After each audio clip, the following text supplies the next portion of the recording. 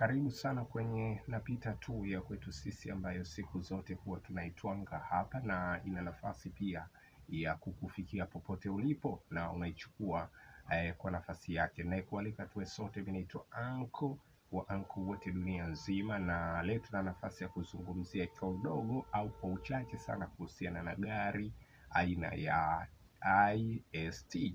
Yes, wengi wamekuwa wanaitamka hivyo, lakini kirefu cha neno IST wamekuwa hawafahamu. Hii ni kampuni ya Toyota kutoka Japani, ambao wao ndo wamekuwa wanatengeneza gari hizi, na kifupi cha IST ni Isuto, kama ushawahi kusikia.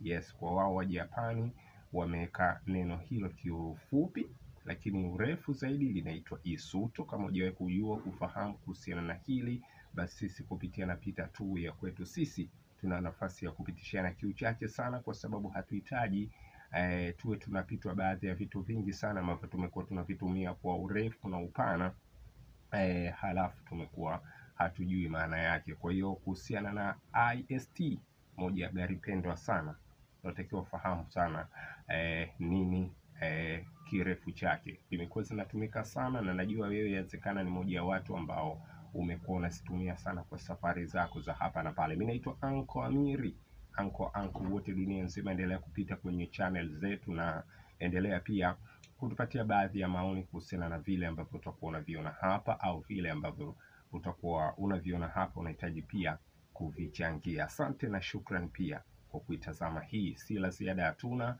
Tutaendelea kugusa mambo mengine mengi sana ambayo bado tunayo kiufupi na kiuchache, lakini yatakuwa na nafasi ya kuongeza kitu kwetu. Asante na shukran pia.